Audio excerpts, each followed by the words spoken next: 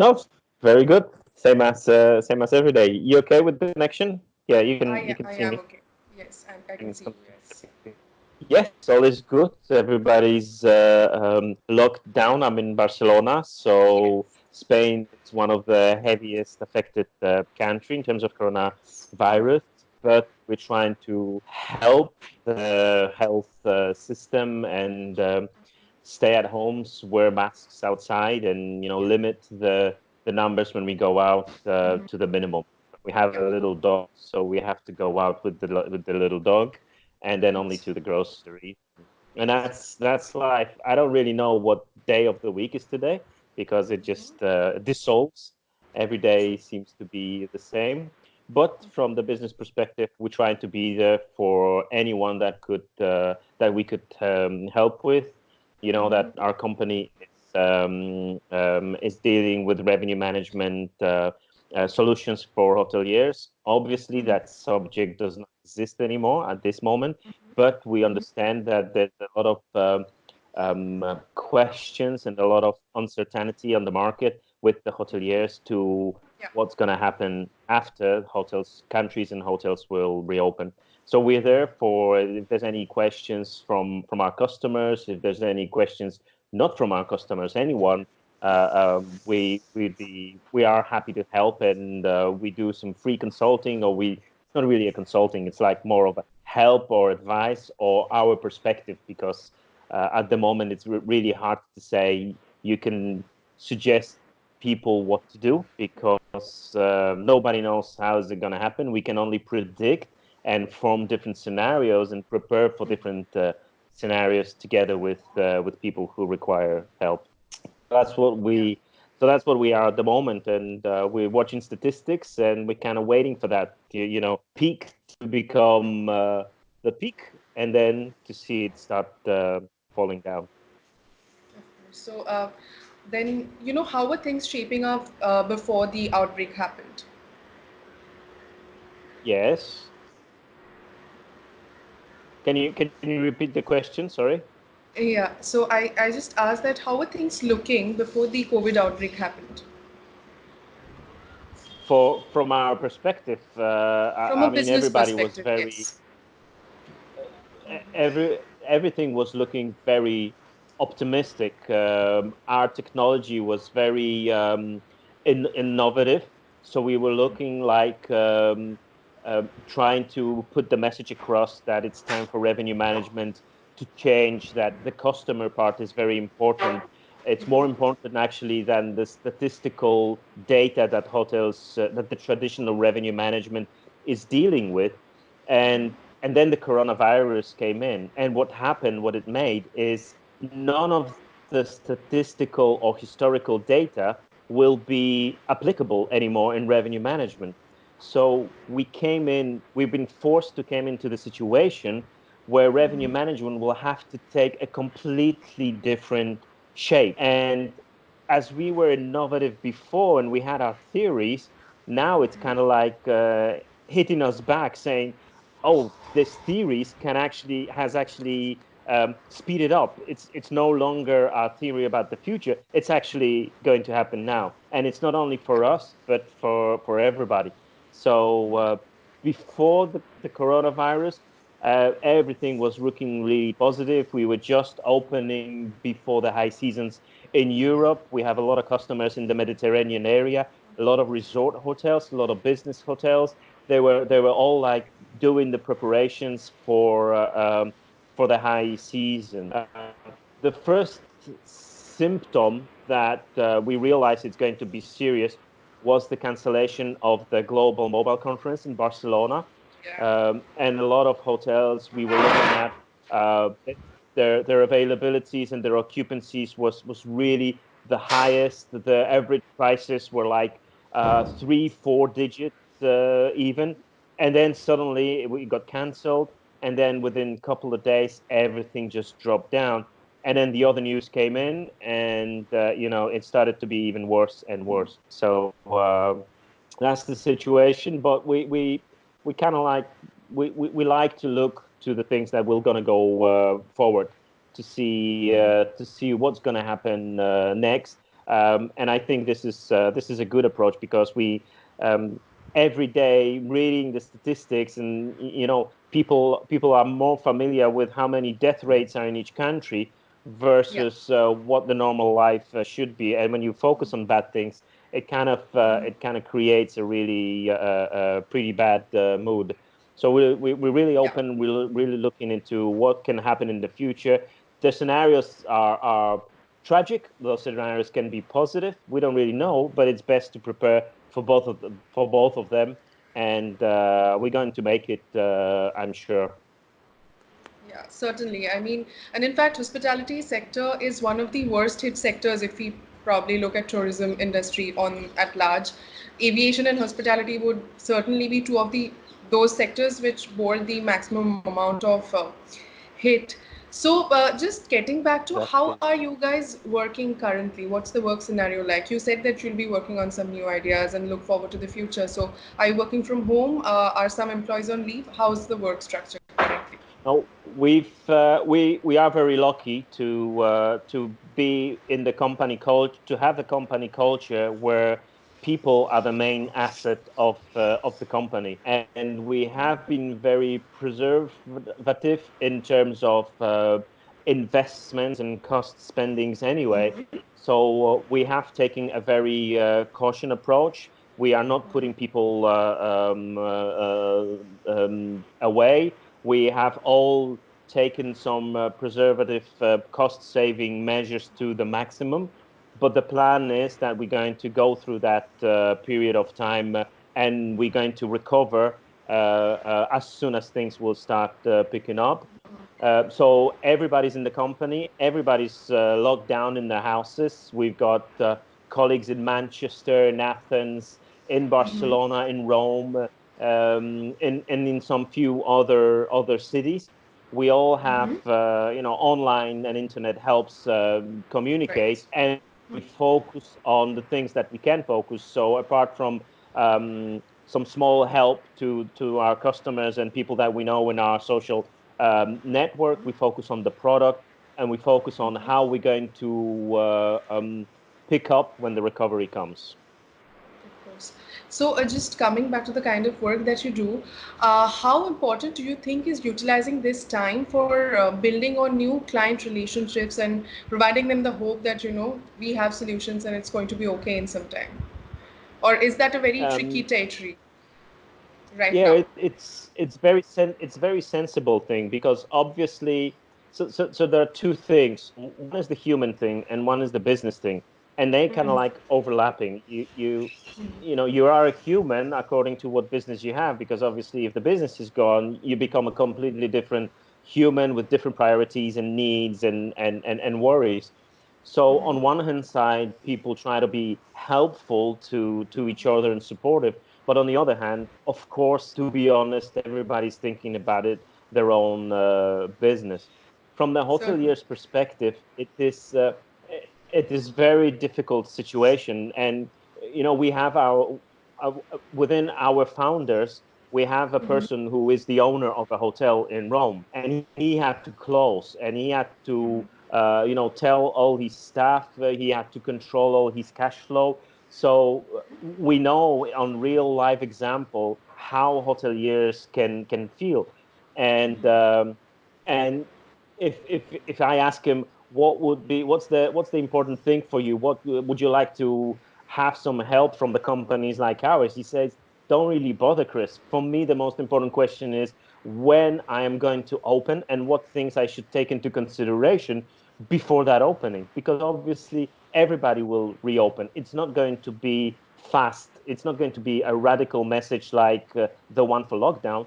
So you have to start thinking when is the best time for you to open, because when you open, you start increasing your costs. But we don't know how customers will start coming in. Every country will be reopening in different times. So the Yeah. international traffic in the beginning will be dead. The business traffic will change completely because we all deal with each other online much better than ever before. The tourism maybe will start picking up, but on a completely different basis. People will be looking for safer places, less crowded places.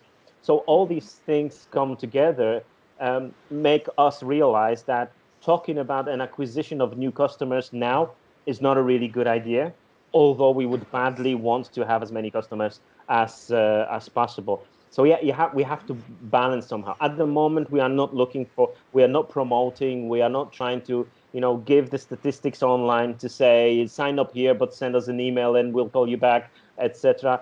We try not to do these things. We try to be sensible, but obviously, when things start picking up, all hotels will need some sort of revenue management support better than ever before, because 80% of hotels, they of all the hotels, they use some manual tools for revenue management. So Yeah. 20% have technology, all the others use Excel, and that Excel is based on historical data. So Yeah. when they can figure out the trends, and according to trends, they create forecasts, and from forecasts they apply different prices. But that's all going to be gone, because you cannot. First, you don't have historical data. We have a gap, and second of all, you can't draw out forecasts based on trends that are based on no data.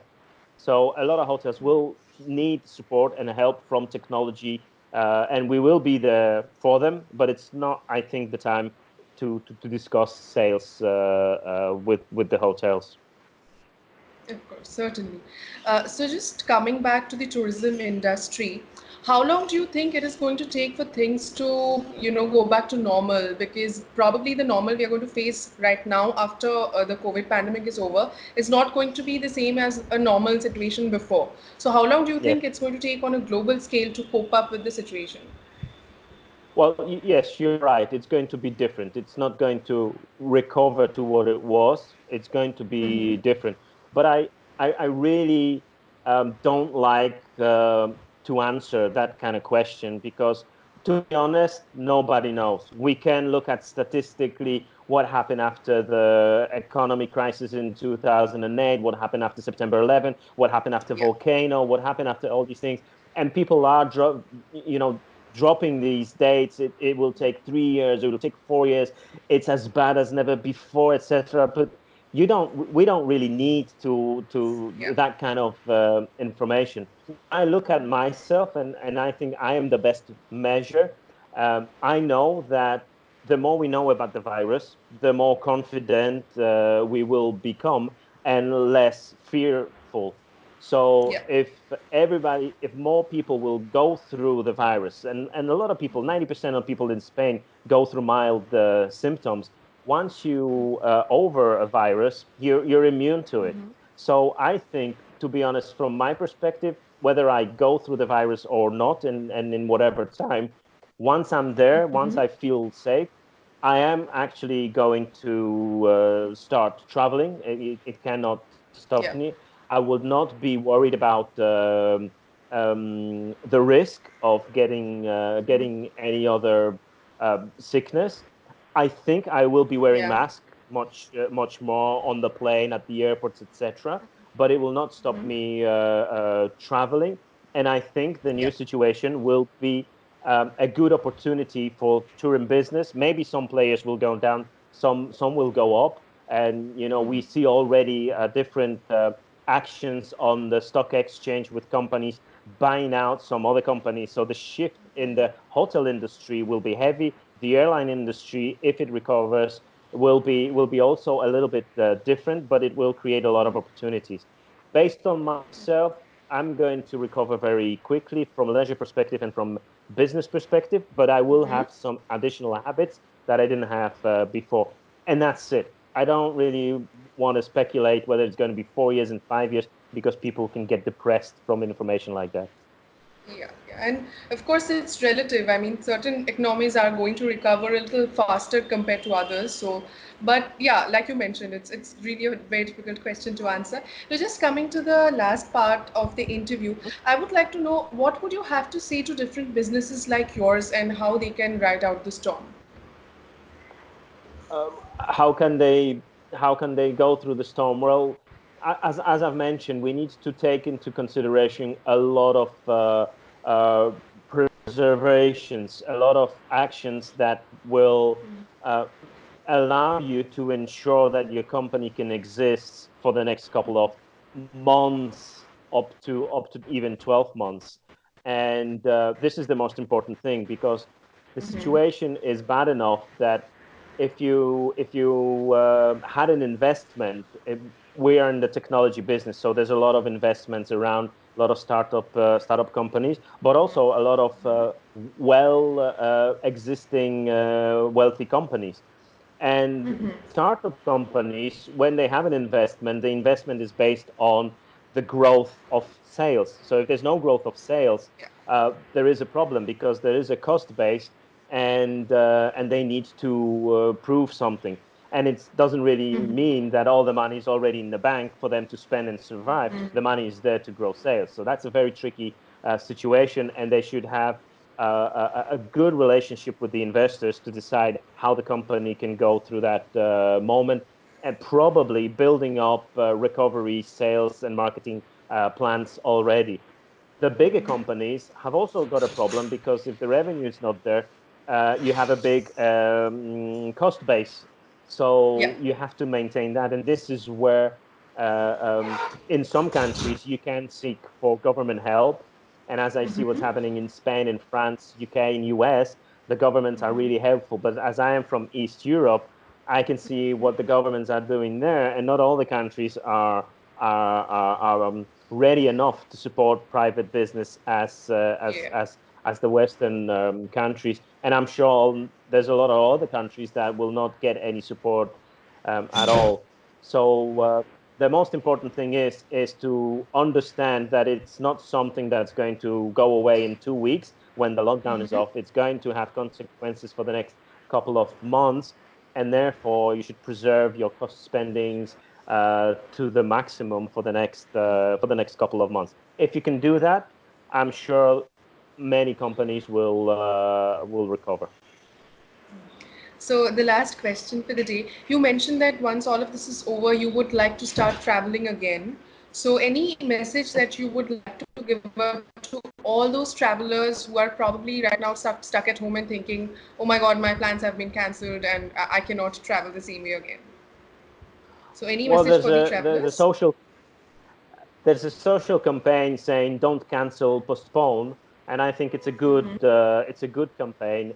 But I don't think traveling is really a problem. The problem is fear that people have, Yeah. because they don't know what the virus can do and how to live with the virus, how to survive the virus. So I would say don't worry about your traveling. It's going to be actually even better once we will get the problem with the virus solved. The more you read about scientific information about the virus, the more confident you become about it, and therefore the more positive about your future travel you're going to be. So thank you so much, Chris. So we will have the video edited and up on our channel. I'm going to share it with you before we do that, so you can take a look at it. And thank you Okay, so cool. much for being with us here. And I sincerely hope that people watching you get to learn from you and get to be hopeful and look forward to a better tomorrow. I mean, all of us are in this together, and together we should put out the Exactly. storm. Exactly. Let's Thank you stick so together. much, Chris. If there's anyone out there that would like to reach me, I'm on social, LinkedIn, etc. I'll be happy to have Sure. further discussions. Thank you very much for your time, That's Lavoni. great. I'll reach out to you. Bye bye, Thank Chris. you. Ciao, ciao. Bye bye. Bye.